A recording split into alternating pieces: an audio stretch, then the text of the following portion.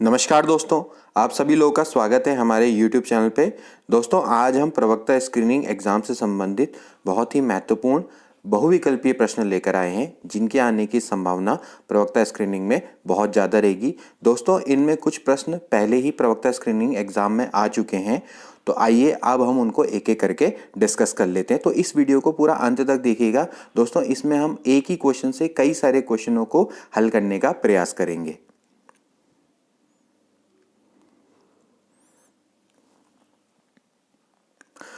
तो देखिए दोस्तों, इसमें पहला क्वेश्चन है, निम्न आयोगों में से किसने ग्रामीण विश्वविद्यालय की स्थापना का सुझाव दिया था।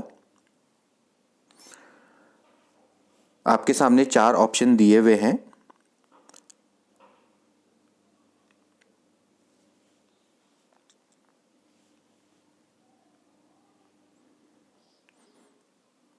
आपके सामने इसमें चार ऑप्शन दोस्तों दिए हुए हैं, जो कि है राधा कृष्णन आयोग, मुदालियार आयोग, कोठारी आयोग और हंटर आयोग। देखिए दोस्तों, इसमें जो इसका राइट आंसर है वो है राधा कृष्णन आयोग।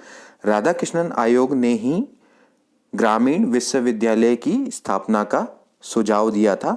देखिए, राधा कृष्णन आयोग को ही विश्वविद्यालय शिक्षा आयोग के नाम से जाना जाता है। दोस्तों, इसका गठन कब हुआ था? 1948 में, और इसने अपनी रिपोर्ट 1949 यानी कि 1949 में प्रस्तुत की थी। ओके, इसको ध्यान में रखेंगे। इसके अध्यक्ष कौन थे? डॉक्टर सर्वपल्ली राधाकृष्णन। ओके, तो हम इसको स्वतंत्र भारत का पहला शिक्षा आयोग भी मानते हैं। ओके, तो बड़ा इंपॉर्टेंट है, इसको आप ध्यान में रखते हैं। बढ़ते हैं नेक्स्ट क्वेश्चन की ओर। अब देखिए दोस्तों, अगला जो क्वेश्चन है वो है कि मुदालियर आयोग का कार्यक्षेत्र क्या था। देखिए दोस्तों, भारत सरकार द्वारा 23 सितंबर 1952, इस डेट को आप ध्यान में रखेंगे, 23 सितंबर 1952 को लक्ष्मण स्वामी मुदालियर की अध्यक्षता में माध्यमिक शिक्षा आयोग का गठन किया गया था। ओके, जो माध्यमिक शिक्षा आयोग था, ये माध्यमिक शिक्षा से संबंधित इसने अपनी रिपोर्ट प्रस्तुत की थी। ठीक है ना। तो इसने जैसे पाठ्यचर्या में विविधता लाने की बात करी थी। ओके, और इसके बाद मध्यवर्ती स्तर भी जोड़ने की बात की थी। ओके, त्रिस्तरीय पाठ्यक्रम शुरू करने की भी इन्होंने सिफारिश की थी। अगर आपको ध्यान हो तो इन्होंने क्या कहा था कि भाई जो 12th है उसको खत्म करके आप 11th को आप 10th में मिला दो, और 12th को आप क्या कर दो, आप ग्रेजुएशन में मिला दो। तो इस टाइप की इन्होंने अपनी सिफारिशें दी थी। तो बहुत इंपॉर्टेंट है कि लक्ष्मण स्वामी मुदालियर, बहुत इंपॉर्टेंट, इसको आप ध्यान में रखेंगे। उस समय पे क्या थे? मद्रास विश्वविद्यालय के उपकुलपति थे। तो बड़ा इंपॉर्टेंट है, इसको आप ध्यान में रखेंगे। मुदालियर आयोग का कार्यक्षेत्र क्या था? माध्यमिक शिक्षा। ओके, नेक्स्ट क्वेश्चन की ओर बढ़ते हैं।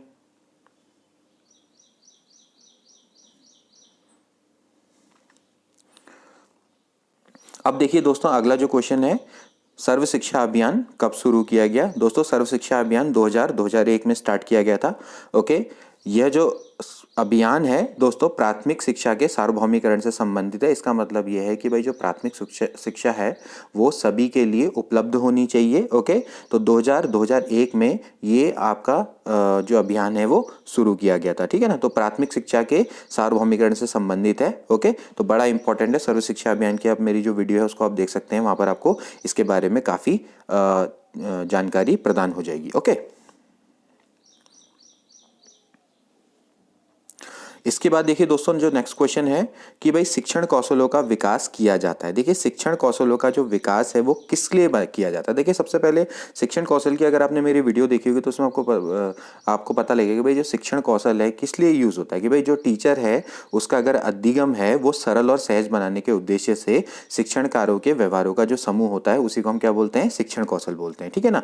यानी कि आपकी जो टीचिंग है उसको अगर आपने इफेक्टिव या प्रभावशाली बनाना है तो उसके लिए हम क्या करते हैं? शिक्षण कौशलों का प्रयोग करते हैं, यानी टीचिंग स्किल्स का प्रयोग करते हैं। ठीक है ना। तो जो शिक्षण कौशलों का विकास है इनमें से सूक्ष्म शिक्षण द्वारा किया जाता है। सूक्ष्म शिक्षण यानी माइक्रो टीचिंग। तो माइक्रो टीचिंग की मदद से आप क्या करते हैं? अपना जो शिक्षण कौशल है उसका विकास कर सकते हैं। जैसे इसमें आप प्रस्तावना देना है, भाई प्रश्न पूछना है, किस तरह से प्रश्न पूछ कर करना है। ठीक है ना। प्रदर्शन किस तरीके से करना है। अगर आप लोगों ने बीएड किया होगा तो आपने माइक्रो टीचिंग की होगी, तो आपको इसके बारे में काफी कुछ आइडिया पहले से ही होगा। ठीक है ना। तो जो शिक्षण कौशल है उसका विकास किसके द्वारा किया जाता है? भाई सूक्ष्म शिक्षण के द्वारा उनका विकास किया जाता है। तो इसका जो राइट ऑप्शन है वो बी है।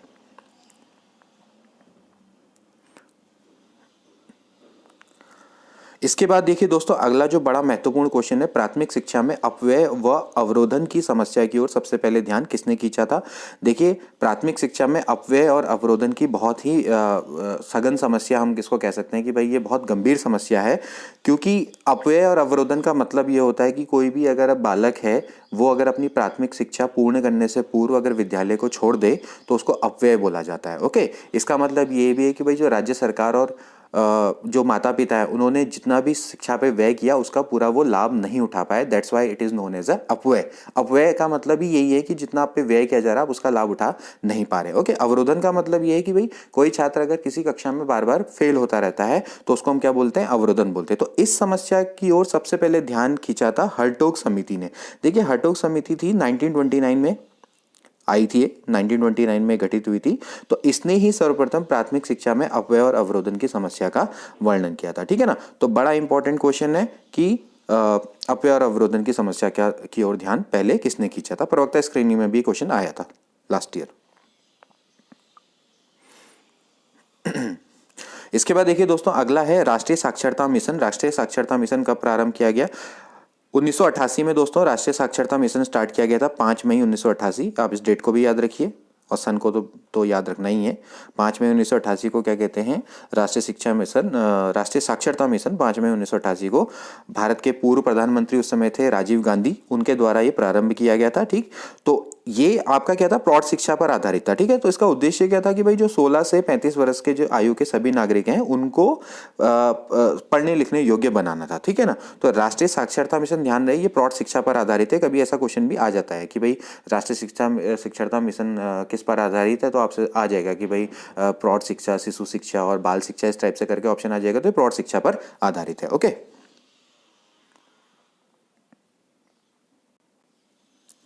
अब देखिए नेक्स्ट क्वेश्चन देखिए दोस्तों, विद्यालय का आंतरिक अनुशासन संभाला जाता है। देखिए, विद्यालय का आंतरिक अनुशासन यानी कि विद्यालय के जो इंटरिम जो डिसिप्लिन है वो किसके द्वारा संभाला जाएगा? राज्य सरकार, प्रधानाध्यापक, या इन चारों में से आप देख सकते हैं भाई ऑब्वियस सी बात है, कौन संभालेगा उसको? प्रधानाध्यापक यानी प्रिंसिपल संभालेगा। तो भाई जो विद्यालय का जो आंतरिक अनुशासन है उसके लिए कौन जिम्मेदार रहेगा? और डेफिनेटली कौन रहेगा? प्रिंसिपल रहेगा। ठीक, तो इसका जो राइट ऑप्शन है वो क्या है? प्रिंसिपल है। ओके,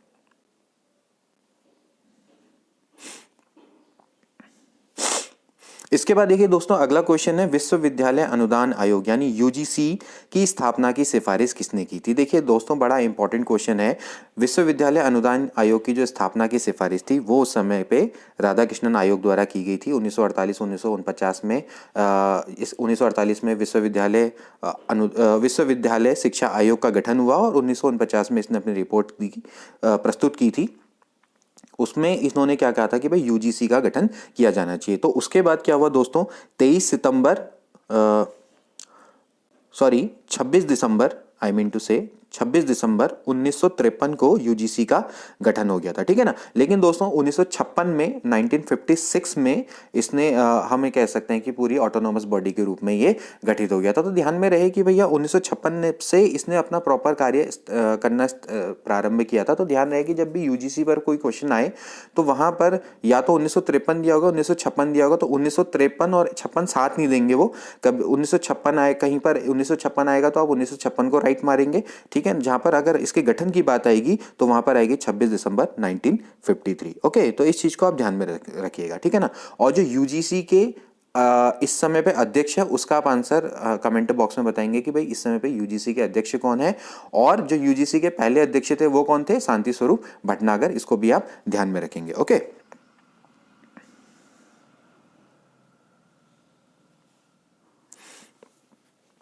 इसके बाद देखिए दोस्तों, अगला जो क्वेश्चन है वो है एनसीटीई को किस वर्ष वैधानिक संस्था घोषित किया गया? देखिए, बड़ा अच्छा क्वेश्चन है। एनसीटीई यानी राष्ट्रीय अध्यापक शिक्षा परिषद, national council for teacher education, इसके बारे में भी हमने डिस्कस किया था। देखिए दोस्तों, सबसे पहले 1973 तक, ये 1973 के टाइम पे ये आपका एनसीईआरटी के अंतर्गत था। एनसीईआरटी के अंतर्गत अध्यापक विभाग है उसका एक अंग हुआ करता था। ठीक है ना, लेकिन बाद में क्या हुआ, 1993 में इसका एक्ट बना और 1995 में इसको हम कह सकते हैं संवैधानिक संस्था घोषित कर दिया गया। यानी कि हम कहेंगे कि जो 17 अगस्त 1995 को राष्ट्रीय अध्यापक शिक्षा परिषद अधिनियम, हम कह सकते हैं राष्ट्रीय अधिनियम 1993 के द्वारा इसको एक वैधानिक संस्था घोषित किया गया। तो इसका जो राइट आंसर है वो 1995 होना चाहिए। ओके, अधिनियम कौन सा था, ध्यान में रखिए 1993।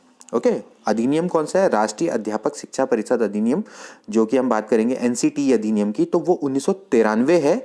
और ध्यान रहे जो 17 अगस्त 1995 में इसको एक वैधानिक संस्था के रूप में घोषित किया गया, यानी कि एक आपकी अलग से स्वायत्त संस्था बन गई, यानी ऑटोनॉमस बॉडी बन गई। तो पहले किसके अंतर्गत था, ये एनसीईआरटी के अंतर्गत था, ठीक है ना। तो इसको ध्यान में रखिएगा, 1993 का एक्ट है और 1995 में इसको एक वैधानिक संस्था का दर्जा दिया गया। ओके,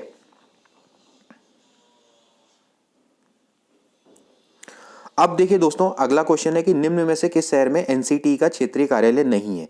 देखिए एनसीटी के 4 क्षेत्रीय कार्यालय हैं, उत्तर, पश्चिम, पूरब, दक्षिण, यानी हम कह सकते हैं कि भाई चार दिशाओं में इसके 4 कार्यालय हैं, जयपुर, बेंगलुरु, भुवनेश्वर और भोपाल। तो जयपुर, बेंगलुरु, भोपाल और भुवनेश्वर है, तो चेन्नई नहीं है इसमें। ओके, तो यहाँ पर क्वेश्चन है कि भाई कौन सा क्षेत्रीय कार्यालय नहीं है। एक और कार्यालय कहाँ पर है, मैंने पहले बोला कहाँ पर है, बेंगलुरु में। ठीक, तो इसको ध्यान में रखेंगे, जयपुर, भोपाल, भुवनेश्वर और बेंगलुरु, यहाँ 4 जगहों पर एनसीटी के कार्यालय है। तो इसमें पूछा गया कि भाई कहाँ पर कार्यालय नहीं है, तो चेन्नई में कार्यालय नहीं है। ओके, अब इसके बाद आपको क्या करना है कि निम्न को कालक्रम के अनुसार आपको व्यवस्थित करना है। बहुत सिंपल है, देखिए सबसे पहले विश्वविद्यालय अनुदान आयोग, हमने पहले बोला कितना होता है 1956 या 1953, जो भी आप मानो फिलहाल। इसके बाद माध्यमिक शिक्षा आयोग 1952। वैसे देखिए जो सही आंसर है विश्वविद्यालय अनुदान आयोग का 1956, क्योंकि 1956 से ही ये वैधानिक संस्था के रूप में आया है, ठीक है ना।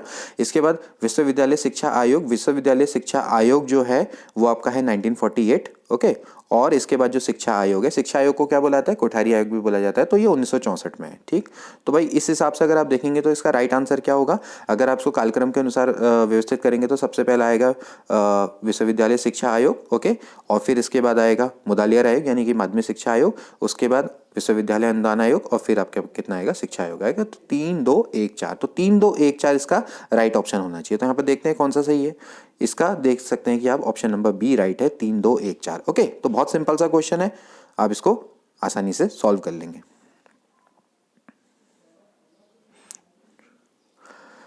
इसके बाद देखिए दोस्तों, अगला जो क्वेश्चन है बड़ा अच्छा है क्वेश्चन है, निम्नलिखित में से कौन सा प्रदर्शन कौशल से संबंधित नहीं है। देखिए प्रदर्शन कौशल का मतलब क्या होता है कि आप कोई भी चीज है, किसी पदार्थ या किसी वस्तु के बारे में अगर आप बता रहे हैं तो आप उसको छात्रों के सामने किसी प्रदर्शन करके बताएंगे। जैसे आप मॉडल का प्रदर्शन कर सकते हैं या वस्तु को ही ले आ सकते हैं, ठीक है ना। जैसे आपने लोगों को या छात्रों को बताना है कि भाई मोटर कैसे चलती है, तो आपने क्या किया भाई, एक मोटर लेके आ गए और उसके बाद उसको किस तरह से वो कार्य प्रणाली करती है उसके बारे में बता दिया। तो एक्चुअली वो क्या है, आपका प्रदर्शन कौशल है। तो अब प्रदर्शन कौशल में से क्या चीज इसमें संबंधित नहीं है, इसके बारे में आपको बताना है, ठीक है ना। तो भाई यहाँ पर देखिए छात्र सहभागिता, जब भी प्रदर्शन कौशल होता है तो छात्र भी क्या करते हैं, उसमें सहभाग करते हैं, क्योंकि जब आप कोई चीज बोर्ड में कोई चीज पढ़ाते हैं या आप कोई मॉडल दिखाते हैं तो उसमें छात्रों की सहभागिता अपने आप ही बढ़ जाती है, क्योंकि आपका जो अधिगम है वो रुचिकर हो जाता है, ठीक है ना। और उपकरणों एवं शिक्षण सहायक सामग्री का प्रयोग, डेफिनेटली भाई आप अगर कोई जब आप प्रदर्शन कौशल कर रहे हैं, मॉडल दिखा रहे हैं, तो आप उपकरणों और शिक्षण सहायक सामग्री का प्रयोग तो कर ही रहे हैं ना। इसके बाद प्रदर्शन का दृष्टिगोचर होना, डेफिनेटली जब आप प्रदर्शन करेंगे तो जो बच्चे हैं वो बैठ के क्या करते हैं, उसको देखते हैं, तो दृष्टिगोचर तो होगा ही वो। ओके, उसके बाद अगला आता है अनुबोधन। तो अनुबोधन इसके अंतर्गत नहीं आता है। ओके, अनुबोधन प्रदर्शन कौशल से संबंधित नहीं है, ठीक हो गया ना। तो प्रदर्शन कौशल क्या है ना, दोस्तों समझ में आ गया ना कि भाई किसी पदार्थ या उत्पादन के बारे में हम कह सकते हैं एक सार्वजनिक प्रदर्शन है, ठीक है ना। उसके जितने भी गुण हैं, उपयोगिता है, कुशलता है आदि पर आपको जोर देना ही आपका क्या है, प्रदर्शन है, ठीक। तो यहां पर अनुबोधन नहीं आएगा। ओके, तो इसका जो राइट ऑप्शन है वो क्या है, डी है। इसके बाद देखिए दोस्तों, अगला जो है तकनीकी के 3CS का अर्थ क्या है भाई। 3CS का मतलब है सी का मतलब होता है करिकुलम और कंप्यूटर, करिकुलम एंड कम्युनिकेशन, ठीक है ना, यानी कंप्यूटर, पाठ्य वस्तु और संप्रेषण, ठीक। तो इस तरह से भाई जो ऑप्शन है वो कौन सा है, बी है। तो तकनीकी के 3CS का जो अर्थ होता है वो यही होता है कि भाई CCC यानी कंप्यूटर, करिकुलम एंड कम्युनिकेशन। तो ये आपका सही ऑप्शन है, ठीक है ना, option number B is right. इसके बाद देखिए दोस्तों, अगला जो क्वेश्चन है ये आपका निम्नलिखित में से कौन सी परिमाणात्मक मापन का विशेषता नहीं है। परिमाणात्मक मापन की विशेषता जो नहीं है वो बतानी है। तो दोस्तों इसमें क्या है कि भाई जो शून्य बिंदु है, वस्तुनिष्ठता है और निश्चित एवं पूर्णता मूल्यों की इकाइयां हैं, ये आपकी परिमाणात्मक मापन की विशेषताएं हैं। आत्मनिष्ठता आपकी परिमाणात्मक मापन की विशेषता नहीं है। ओके, तो इस क्वेश्चन को आप ध्यान में रखेंगे। ये पिछले बार प्रवक्ता स्क्रीनिंग में आया था, तो यहाँ पर इसलिए बड़ा इंपॉर्टेंट क्वेश्चन मुझे लगा, तो मैंने इसको यहाँ पर रखा है। ठीक है ना, तो इसका जो ऑप्शन नंबर बी है वो राइट है।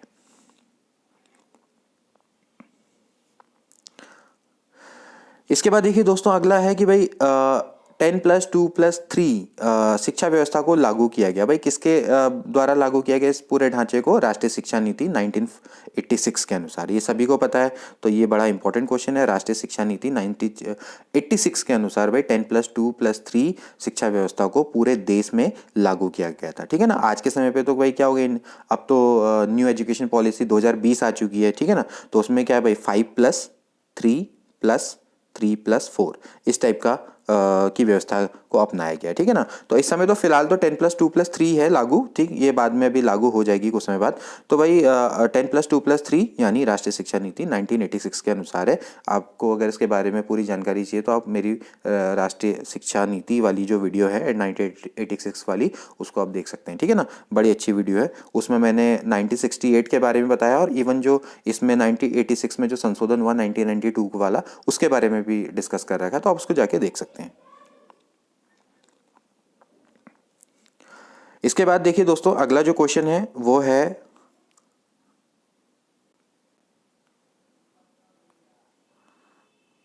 इसके बाद देखिए दोस्तों, अगला जो क्वेश्चन है वो है राष्ट्रीय ज्ञान आयोग के अध्यक्ष थे। राष्ट्रीय ज्ञान आयोग के जो अध्यक्ष थे वो कौन थे? सैम पेत्रोदा। तो डॉक्टर जो सैम पेत्रोदा थे वो इसके अध्यक्ष थे। ठीक है ना। जो राष्ट्रीय ज्ञान आयोग का जो ज्ञान आयोग है, इसका जो गठन है वो कब किया गया था? जून 2005। ठीक है ना। राष्ट्रीय ज्ञान आयोग की भी मैंने वीडियो बना रखी है, काफ़ी अच्छी वीडियो, आप उसको जाके देख सकते हैं। तो जो राष्ट्रीय ज्ञान आयोग के अध्यक्ष थे वो कौन थे? सैम पेत्रोदा। ठीक है ना। इसके बाद जो नेक्स्ट क्वेश्चन है दोस्तों, ये है पुनः निर्देशन किस शिक्षण कौशल का घटक है? देखिए, पुनः जो निर्देशन होता है वो एक्चुअली खोजपूर्ण प्रश्न पूछने वाले शिक्षण कौशल का घटक का हम कह सकते हैं घटक है। ठीक है ना, मतलब उसका पार्ट है। पुनः निर्देशन का मतलब ही ये है कि दोस्तों जो शिक्षक क्या करता है ना, पूर्व जो छात्रों के पूर्व ज्ञान को आधार मान के उसको जो अब भावी ज्ञान देने वाला उससे उसका संबंध बनाता है। ओके, तो अब जब आप खोजपूर्ण प्रश्न पूछते हैं तो खोजपूर्ण प्रश्न में आप यही करते हैं कि आप क्या करते हैं, छात्रों को मतलब एक तरीके से कि भाई अन्वेषण वाले क्वेश्चन के लायक बनाते हैं। आप उनके अंदर खोजी प्रवृत्ति को पैदा करते हैं। ठीक है ना, तो उसमें होगा क्या कि भाई आप क्या करेंगे, छात्रों को जो पूर्व ज्ञान है, पूर्व ज्ञान का भी आप उसमें एक तरीके से पूर्व ज्ञान का भी आप टेस्ट लेंगे कि भाई उसको छात्र को कितना आता है। ठीक है ना, और फिर उसको क्या करेंगे, उसको जो नवीन ज्ञान है उससे संबंध करने की कोशिश करेंगे। ठीक है ना, तो यानी जो खोजपूर्ण प्रश्न पूछने का कौशल है वो पुनः निर्देशन के शिक्षण कौशल का घटक है। बड़ा अच्छा क्वेश्चन है, इंपॉर्टेंट है और एग्जाम में आया हुआ भी है। ओके,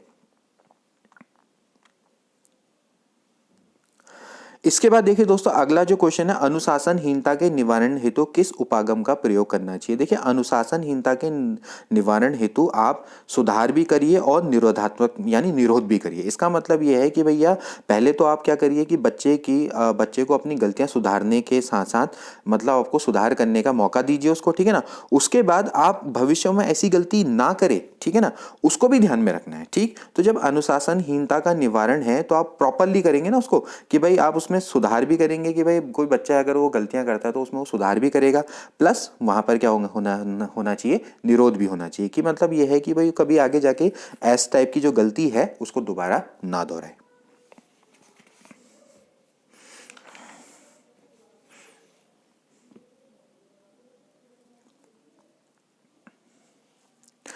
अब इसके बाद बड़ा अच्छा क्वेश्चन देखिए दोस्तों, राष्ट्रीय उच्चतर शिक्षा अभियान यानी कि रूसा।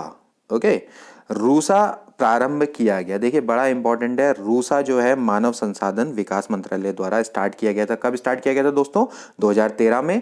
और एक्चुअली ये क्या है भैया, ये है आपका केंद्र सरकार द्वारा प्रायोजित अभियान है, यानी सेंटर्ड स्पॉन्सर्ड स्कीम है, जिसके द्वारा क्या होता है भाई, आलोचनात्मक मूल्यांकन के आधार पर जो राज्य हैं यानी राज्य की जो यूनिवर्सिटी और कॉलेज है उनको वित्तीय सहायता प्रदान की जाती है। बड़ा अच्छा है, रूसा की आप मेरी वीडियो है बनाई हुई है, काफी अच्छी वीडियो, आप उसको देख सकते हैं। इसके बाद देखिए दोस्तों, अगला जो क्वेश्चन है ये है, कौन सा शिक्षण आयु प्रभुत्ववादी शिक्षण आयु में सम्मिलित नहीं है? देखिए प्रभुत्ववादी शिक्षण आयु का मतलब ये होता है ना कि भाई जहां पर टीचर का प्रभुत्व होता है। जैसे कोई व्याख्यान है, आप टीचर व्याख्यान दे रहा है तो भाई वहां पर क्या होता है, टीचर का प्रभुत्व होता है कि सारा काम क्या होता है, टीचर ही कर रहा होता है, ठीक।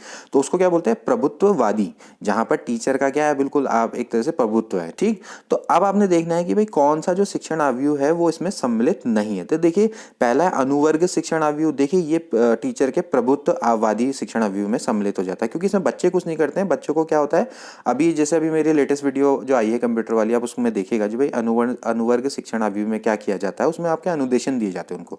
तो उसमें बच्चे का कोई काम नहीं होता, उसको बस बैठ के क्या होता है, देखना होता है, ठीक। इसके अलावा अभिक्रमित अनुदेशन, ये भी आपका क्या है कि भाई प्रॉपर प्रोग्राम तरीके से इंस्ट्रक्शन जब दिए जाते हैं लगातार एक के बाद एक, तो उसमें बच्चों को क्या होता है कि लगातार एक के बाद एक उसमें टीचर का ही क्या होता है, प्रभुत्व बना रहता है, ठीक है। यानी छात्र एक तरीके से उतना सहभाग नहीं कर पाते हैं, ठीक। लेकिन जो खोज शिक्षण आयु है, खोज शिक्षण आयु है, उसमें टीचर का प्रभुत्व नहीं रह जाता है, क्योंकि अब इसमें क्या होता है कि बच्चे भी खुलकर आपके क्या होते हैं, भाग लेने लग जाते हैं। खोज शिक्षण में आपका क्या होता है कि बच्चे भी तरह तरह के प्रश्न पूछते हैं, और शिक्षक तो आप उनसे खोजपूर्ण प्रश्न पूछते ही हैं। तो उसमें क्या होता है कि छात्रों में भी क्या होता है, अन्वेषण और वैज्ञानिक दृष्टिकोण उत्पन्न होता है। तो बड़ा इंपॉर्टेंट है कि भी कौन सा शिक्षण आयु प्रभुत्ववादी शिक्षण आयु में सम्मिलित नहीं है, तो कौन सा है, खोज शिक्षण आयु। ओके। अब इसके बाद देखिए दोस्तों, एक और क्वेश्चन है भाई, कक्षा में अनुशासन बनाए रखने के लिए सर्वाधिक प्रभावशाली उपाय क्या है? ये एक इस तरीके का क्वेश्चन है कि भाई जो आपकी क्या कहते हैं, टीचिंग पैडागोगी टाइप का साइकोलॉजिकल क्वेश्चन है। तो इसमें जो आपको है कि भाई अपना जो आपका अंतर्मन क्या कहता है, आपको उस हिसाब से इसमें आंसर देना पड़ता है, ठीक है ना। तो भाई कक्षा में अनुशासन बनाए रखने के लिए सर्वाधिक प्रभावशाली उपाय क्या है, ठीक। तो आप एज ए टीचर आप क्या करेंगे बताइए? अनुशासनहीन छात्रों को कक्षा से बाहर निकाल देंगे? ऑफ कोर्स नॉट, ऐसा तो नहीं करना चाहिए। फिर शिक्षण को रोचक एवं व्यवहारिक बनाना, बिल्कुल अगर आप अपना शिक्षण को रोचक बनाएंगे, व्यवहारिक बनाएंगे, आप मेरे अनुशासन की वीडियो देखें तो आप, अगर आपका शिक्षण रोचक है और व्यवहारिक है ना, यानी आप चीज़ों को कनेक्ट करते हैं, अपने शिक्षण को कनेक्ट करते हैं व्यवहारिक वस्तुओं से, यानी दैनिक जीवन से कनेक्ट करते हैं, तो ऑफकोर्स क्या होगा कि भाई आपका जो टीचिंग है वो रोचक रहेगी, और जो कक्षा में बैठे हुए छात्र हैं वो आपकी शिक्षण में ध्यान लगाएंगे, और आपका अपने आप ही क्या होगा, अनुशासन बना रहेगा, और अनुशासनहीनता की समस्या कभी भी नहीं आएगी, ठीक है ना। इसके बाद तो देखिए अगला तो रह ही नहीं जाता, छात्रों के अभिभावक को सूचित करना भी गलत है, और अनुशासनहीन छात्रों को विशिष्ट सुविधाएं प्रदान करना, ये भी एक तरीके से, ये तो यहाँ पर तो बायसनेस आ जाएगी ना, ओके, यानी पक्षपात हो जाएगा, ठीक, तो वो भी गलत है, ओके।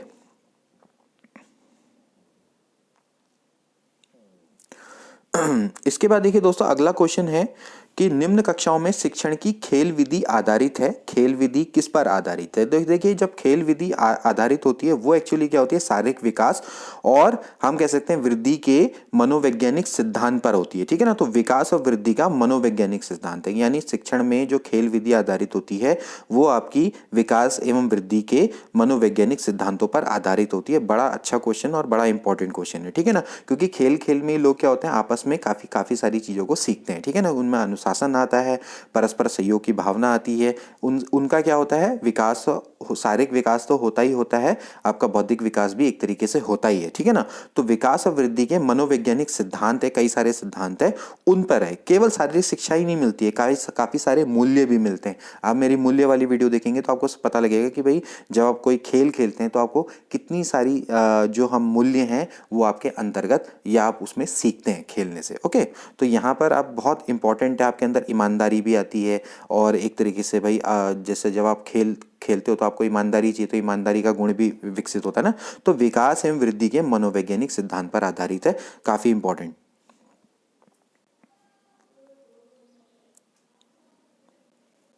इसके बाद देखिए दोस्तों अगला क्वेश्चन है, निम्न में से कौन सा शिक्षण कुशलता से संबंधित है, यानी आपकी टीचिंग स्किल से संबंधित है। देखिए शाम पट पर लिखना, प्रश्नों को हल करना, प्रश्न पूछना, ये सभी।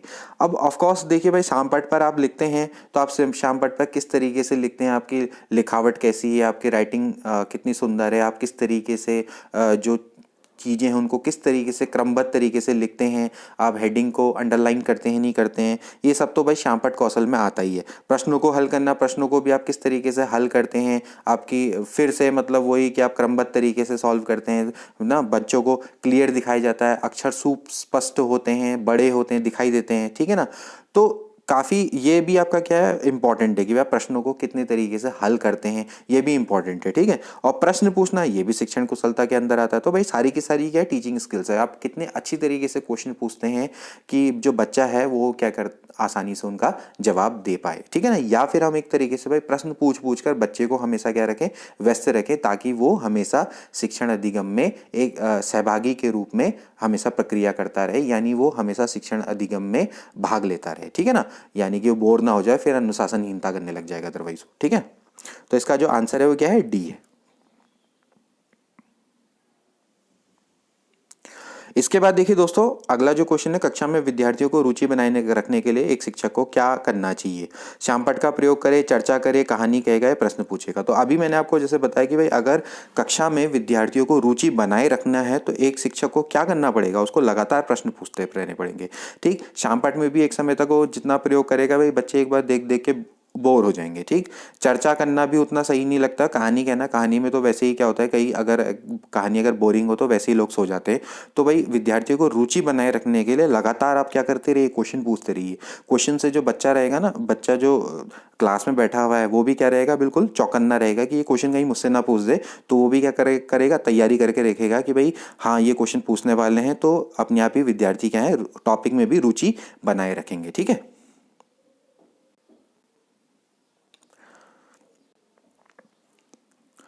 अब देखिए दोस्तों अगला जो क्वेश्चन है, एक शिक्षक के लिए सबसे महत्वपूर्ण क्या है।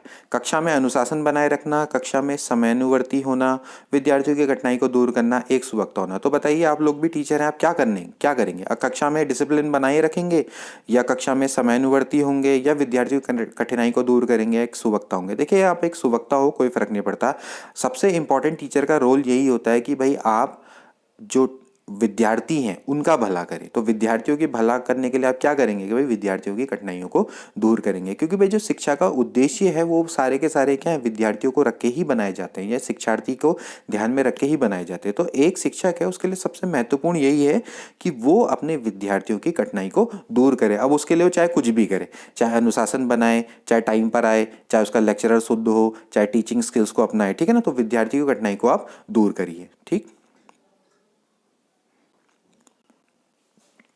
इसके बाद देखिए दोस्तों एक और क्वेश्चन, कंप्यूटर प्रोग्रामिंग के क्षेत्र के में संचार के लिए अनेक भाषाओं का प्रयोग किया जाता है, इनमें से कौन सी एक भाषा है। तो आप देख लीजिए गूगल तो एक सर्च इंजन होता है, याहू आपकी क्या कहते हैं, ये भी आपका एक आईडी है, ठीक है ना। और क्या कहते हैं ईमेल ब्राउज़र है, और इसके बाद क्या कहते हैं फेसबुक है, फेसबुक भी एक ब्राउज़र है, ठीक। तो जो फोर्ट्रॉन है, फोर्ट्रॉन आपकी क्या है, एक तरीके की भाषा है, ठीक। तो एक वैज्ञानिक भाषा है। इसके बाद जैसे कोबाल भी होती है, C++ लैंग्वेज भी होती है, तो फोर्ट्रॉन भी उनमें से एक है, ठीक। तो एक क्वेश्चन कभी आ जाता है कि भाई जो कंप्यूटर की वैज्ञानिक भाषा के नाम से भी आ जाता है कि भाई ना, और कोबाल आपकी क्या होती है, व्यावसायिक भाषा होती है, ठीक। तो कंप्यूटर प्रोग्रामिंग के क्षेत्र में संचार के लिए अनेक भाषाओं का प्रयोग किया जाता है, इनमें से कौन सी भाषा है फोर्ट्रॉन। ये क्वेश्चन आया हुआ भी है, तो काफ़ी इंपॉर्टेंट है, तो इसलिए मैंने यहाँ पर इसको मैंशन किया है, ठीक है ना।